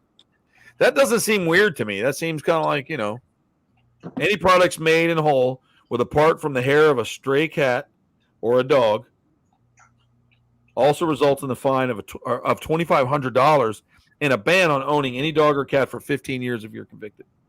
Grumpy cat is still grumpy cat, though. Grumpy cat. He passed away. Grumpy cat. I got 3 of those. I loved Grumpy Cat. What a cool cat. Grumpy cat. Really cool. Look, I just want to say, as a woman, I don't speak for everybody. I just speak for myself. But as a woman, I did not take offense seeing pirates chasing women or being sold on a market in the time of the pirate era. I was not offended. It did not affect me. I didn't stop and go, gee, Mom, that's just terrible. What? I would never approve of that. Like, none of these. Because you were brainwashed by middle-aged white men. Never come into my head. I just don't care. It's history. It's like, it is what it is. I don't give a shit. Like, I know. Here's something that I like to hear talk about: Georgia. Oh yeah, Georgia. Let me tell you something, folks. Those engaging in llama-related activities, such as riding, training, goofing around at the county fair during a performance, are accountable for any and all personal injuries occurred. The llama professional is immune from the liability of harm or death with a few expositions. Injured participants have a short court if they were spectating from an unauthorized area. That's awesome. Llama. Yeah, so if you engage in riding, training, goofing around the county fair performance, you're accountable for any and all personal injuries that are occurred. The llama professional is immune from the liability or harm of this. So the llama professional. Isn't that you, Brittany? Yeah, I would say so. Look at that. Who knew? And in Hawaii, billboards have no place in paradise. They are outlawed in the state with just 18 exceptions. And they're all Dog the Bounty Hunter billboards. In Idaho, cannibalism is illegal. Just in Idaho? Idaho, cannibalism is strictly prohibited and punishable up to 14 years in prison in Idaho. But it's okay to willfully ingest the flesh or blood of a human being in a life or death situation. And that's the only apparent means of survival. I was dying, Your Honor. So the only state to declare cannibalism illegal, Idaho, it erected the ban in 1990 as a reaction to spreading the fear that humans would pop up in ritualized practices. Jeez, what? Yeah, of course, satanic panic all over right there, man. Yeah, right. As a reaction to spreading fear that eating humans would pop up in ritualized practices. It's the only place that's illegal is Idaho, so you can do it here, Jeff. Oh, good, because you know us Jews love to eat babies. But listen, for all you reptile people and amphibians, with the Masons, because Jason's going to come in late. Urban legend says it's a crime to possess more than $600 worth of salamanders. That's 75 plus salamanders, according to the fair market value. In reality, it's illegal to keep any variety of aquatic life in excess of $600. If it was captured or killed, it's in violation of the state's law. So you can't have 75 salamanders. Damn. You're a salamander collector. That's kind of a bummer. It's crazy that there's no salamanders for the most part down here, except for some of the water ones. There's so many great things we're going to get into next week. Oh, boy. Hey, did y'all see the Goonies house for sale? I think I sent you guys that link to the Goonies house being up for sale. Yeah. Oh, yeah. Awesome. You know, anybody want to buy that for me? Because that'd be an awesome graduation. You got to live there. It's going to be freaking ridiculously cold. And you'll hate it. Oh, yeah. It's not – I don't mind the cold, but there is just wet and cold, you know. It's that like coastal – yeah. You know, plus that would all be the really cool. have been solved by the Goonies. That would be really cool. I mean, think about it. It's a Goonie house. The Goondocks, man. I want that place. Yeah, I mean, come on. Hell yeah, I'd be all over that. Well, if you're in Maryland and you sell non-latex condoms by the means of a vending machine, it's a guilty of a misdemeanor and is subject to a $1,000 fine.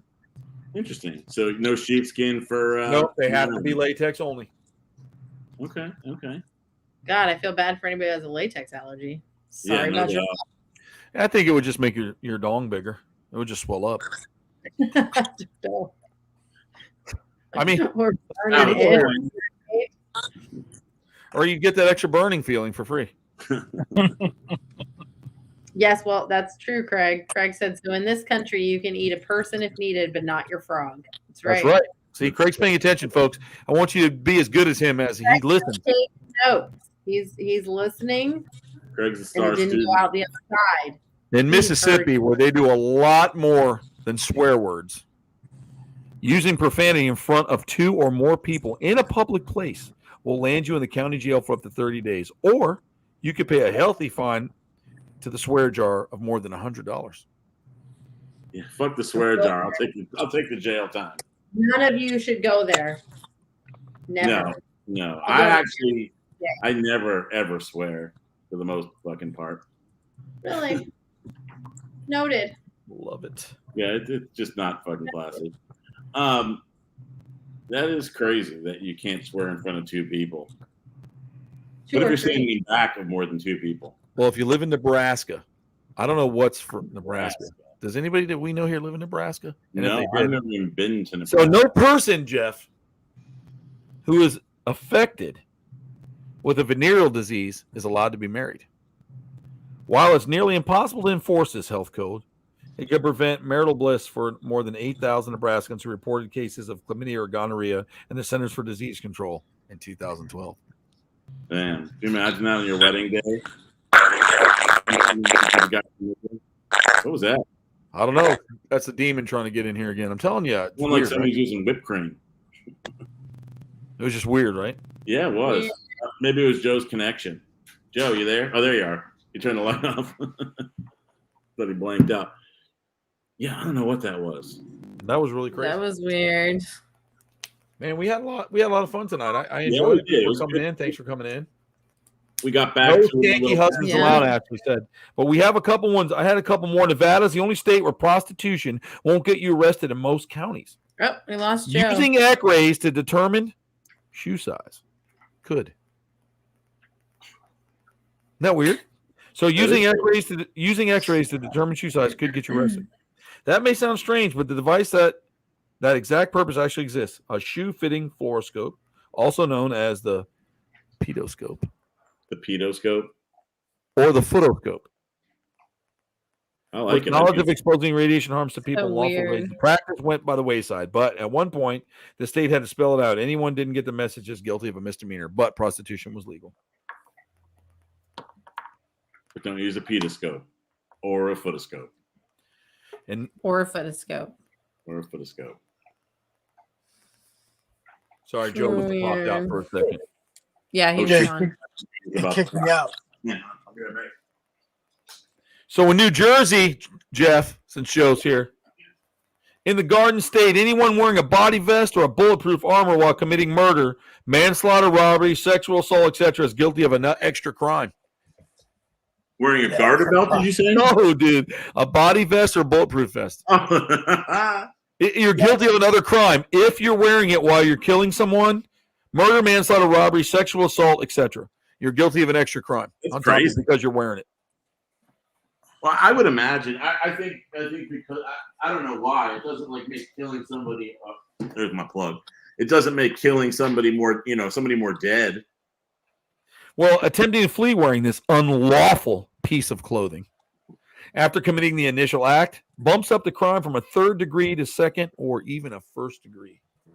Damn, that's a lot of degrees. That's crazy. Wearing a bulletproof vest. What about wearing one while getting shot? Is that a crime?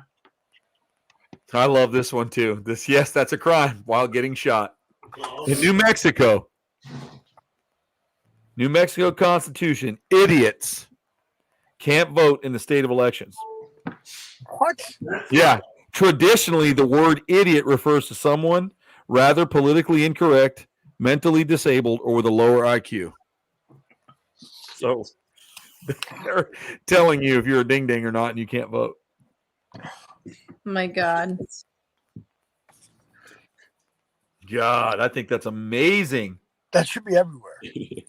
So currently, Kentucky, Mississippi, and Iowa uphold the same idea in their constitutions. Even if you have a mental disability, though, if you're understood what voting means, federal law protects your right to cast a ballot. So that's cool. New York. We will end with New York. We will definitely end with New York. Okay.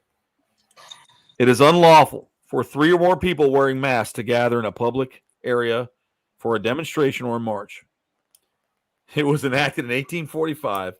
It entered the books when local tenant farmers disguised themselves as Native Americans and attacked and killed their landlords. I love this. Oh my God. Yes. That's pretty fucked up when you think Fucking about awesome, it. New York. That is the coolest thing I've ever heard. Are you serious? That's the greatest thing. So yeah, they're gonna blame local tenant farmers Thanks, disguised New York. themselves as Native Americans and attacked and killed their landlords. Talk about capitalizing. I bet they were Italians. They had to be. They were capitalizing. They're like, listen, we're going to kill all the landlords. We'll take the land ourselves. Right, we'll blame it on just do it like that. The Indians. Just dress up like an Indian. Fuck them. They don't like them anyway. It's terrible, right? It's fucking real. It's a real thing. Are you trying to see do it twice in one night? I think it's fucking awesome. This is one of the great. It gets good. It gets good after hours. I always had a tendency to get a little bit better. The kids are in bed now. We get more comments.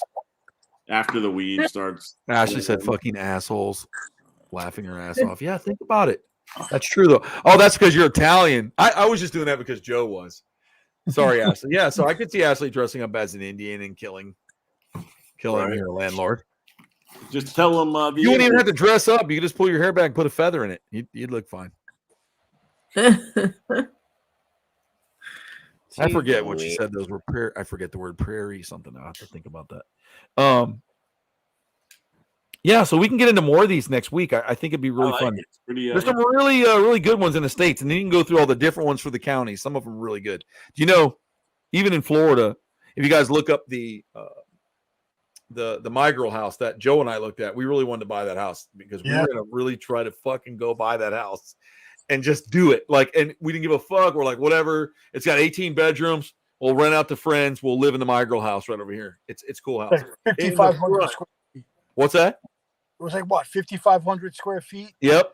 It was and then it had like a whole second house behind it for Cody.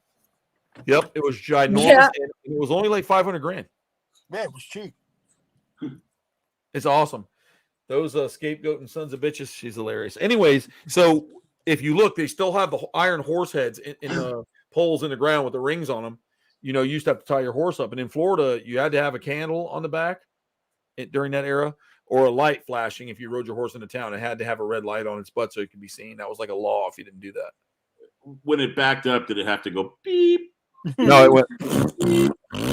You know anything about horses? That's what they do. That is what they do. If you give them a little kick, they go. You get all excited. That's why you never hang out behind them for any reason.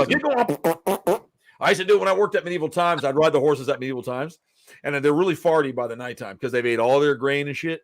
And so we'd tickle them, and I'd tell the new squires, like, we'd be like, you know, look, because I learned it because when I was a squire at the time, my boss, he'd be like, look, they even like it when you fart. Now, you got to understand that if you even move as a knight, your crowd will cheer for you.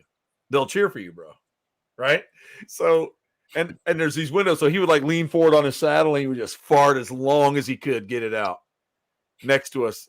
Now we're all in mass trying to laugh, and then he would just turn around to the crowd and wave, and they'd go, yeah! It was just the stupidest thing ever, but when you're young, it's hilarious. So we would tickle the horses like that, and they'd get running, and they'd just shoot them nuggets. They'd be firing nuggets out while you're jousting, dude. I mean, it was unbelievable, dude. Good times we would have down there. If you even knew half the shit we were doing. I remember the first time I had a sword fight out there, I fought one of the skilled guys. I threw up all over the fucking place. I'm like swinging, throwing up off the side, and I'm swinging back again because, you know, you're using real weapons, man, like real mendoblies and shields and axes. Like, you better put your shit up, dude. Like, if you do the wrong, if it's choreographed and you're wrong, listen here. Lose the thumb. Someone's getting choppy chopped. Yeah, I thought my hands were cut off one time because I had to do this scene where I died, and the guy rides the horse down the middle of the arena, and he hits me like he's cutting my stomach open. And my hands were up a little bit too high, so it didn't hit the belt. It hit all my fingers. And he hit it so hard, I didn't even catch myself when I fell. So the squire comes to pick me up. I go, and he grabs, "Don't touch my fucking hands, man. Don't touch my fucking hands. Are they still there?" So he took my gloves off. I go, "I don't want to look." He hit me so hard, it rang the shit out of them, but they were still there. And we were screwing around too, and I got one of those lances thrown through my thigh. Yeah. When we were dicking around, it was fun. I wish we could all time travel and would take you back there so you could live that. Time. Let me tell you something, man. You have no idea how easy it was to do that. And it's so fun. It was a night. You're a knight at medieval times. I was, bro, for a long time. For a long time. It was awesome. Man. I went over to Arabian Nights. It was a knighthood. It was good shit, man. It was good times. It was a lot of work, but it was, and we'd do like 3-4 shows a day. You get like really worn out, but we had some good times. We really didn't do anything, man. We just rode horses, beat each other up, partied, and we went to Pleasure Island. If anybody knows what that is. Yeah. Pleasure Island. Oh my God. I do not, but I'm just because that is now Disney Springs. But Pleasure Island was the place to go back in the day, man. It was like, so we all the nights we go out there after work and you just get mobbed. Everybody wants your picture, blah blah blah. It was awesome. But being a night was fun. What was the craziest? What? One of the craziest nightclubs at Pleasure Island was Mannequins. Like the place was. Oh yeah, I remember all the shit with all the mannequins would fall out of the roof. Mannequins, yeah, it was crazy. What a crazy place! Oh my God, it was wild out there, man. It was wild. I mean, Brittany had a fake idea. Wild South. You know it. I knew people. Pleasure Island was really cool. I mean, if you guys never got to experience it, it was pretty wild, man. There was a 70s club there called A-Tracks. There was a comedy club. There was a magic club. There was a beach house. How does a place like that close? What's that? I said, how does a place like that close? It just sounds like they shut the whole place down, man. Look at Cröc at Pleasure Island rocked. It sure did, Craig. Sure did. That was so everybody that was in like entertainment.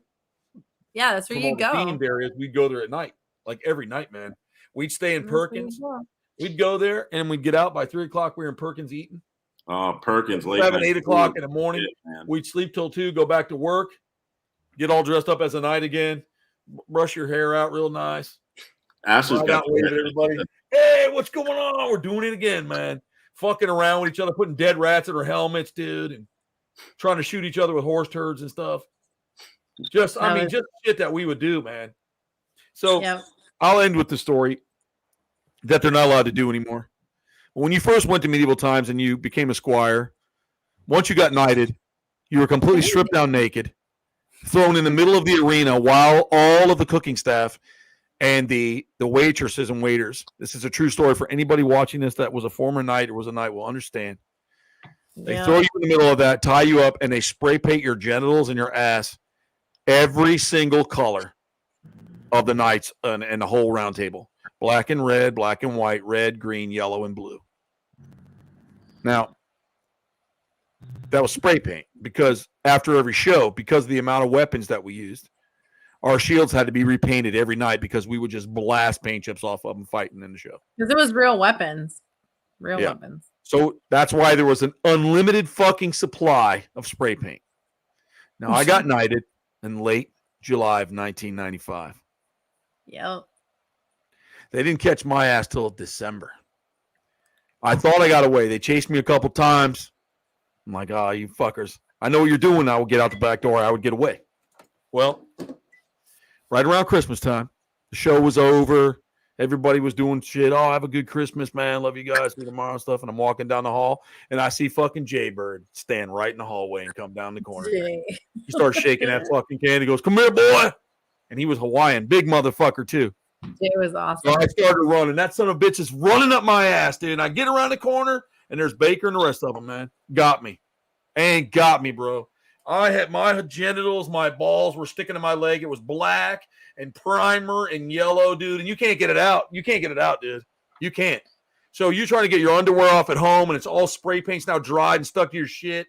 It looked like your ball sack looked like fucking bubble gum, and just pulling it off your underwear like, oh, man. And you can't do anything. And some of the squire jokes like, oh, you can put mineral spirits on it. Yeah. You're better off dicking your dick in acid than putting mineral spirits on your genitalia. Let me tell you. So at the end of the day, it happened to one other guy, and he went to HR and complained about he was sexually assaulted, that they touched his scrotum inappropriately, and so that whole tradition got banned. What is the appropriate way to touch somebody's scrotum? Well, listen, let me finish the story. You're going to love this, and this is why I want to end on this. So this cocksucker complains and ruined everything, and he was a motherfucker, right? So we had new horses in the show, and he was told, don't go behind those Andalusians. Go behind them. So we're opening up, 6:30. I ride out with my squire. We're waving. Next guy rides out. Guy comes out, my lords, my ladies. We get ready to do a presentation. We're going to be handed a game lance. This motherfucker goes behind Scott's brand new horse, and it barrel kicks his fucking skull in. That guy died 3 days later. Damn. So his legacy was shutting down the fucking spray painting of the balls. Absolutely amazing stuff happened in the 90s, folks. And so it just goes to show you, man, just leave shit alone. We had a really good time down there. It was a really good time. 80s, it was 90s. Another Saturday night in Osceola County, God damn it, Craig. And that led me into the journey of meeting Flavio and everybody else. So when the crew would come over from entertainment, would sneak in, everybody would get seats. It was a good time, man. Gatorland. You'd go back and forth, and everybody got along in the amusement. And I'll tell you how I met Flavio next show. So anyways, we appreciate you coming. Thanks for showing up, by the way, Joe. And thanks for everybody coming out to support us and staying on with us this whole time. 1 hour and 41 minutes in, which is awesome. When it starts to fly, have a good time. And yeah. Good show. Good times. I will be bringing, hopefully, we have Ashley commenting here. She was a little busy tonight, but I think we're going to get her to hop on next week. I'm going to hold her to that. And happy Thanksgiving to you too, Michael. And happy Thanksgiving to all you guys for coming out. You too. And, I appreciate everybody.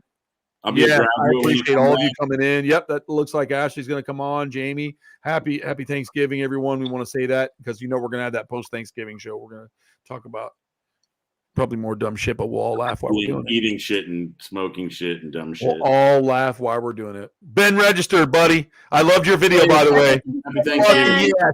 That video with that crocodile and you laughing, and you're like, did you get that? Fucking love that guy. Ben Registers over there at Gatorama, folks. Yeah, Gatorama. Go check him out, man. He's pretty entertaining in his shit that he does. So you guys got to go see all his animals out there. They got crocodiles and alligators and crocodiles again and more alligators and more crocodiles and crocs for days. It's an awesome park. Get out there. It's fun. It is. It's that old Florida, man, and it's really, really cool. And all day. I fucking love Ben, man. I've moved some animals with him. And it makes me smile because I can't even get into it, but it was a good time, man. We have a good time. So definitely check those guys out at Gatorama. And thanks for coming in, Ben. It's really good to see you, brother. Happy Thanksgiving to everyone. I'm going to go ahead and log off. So my crew, sit tight. I'm going to go ahead and bump off here. We appreciate you guys coming out and supporting us again as usual. And, have a good Thanksgiving. Be safe. Stay alive.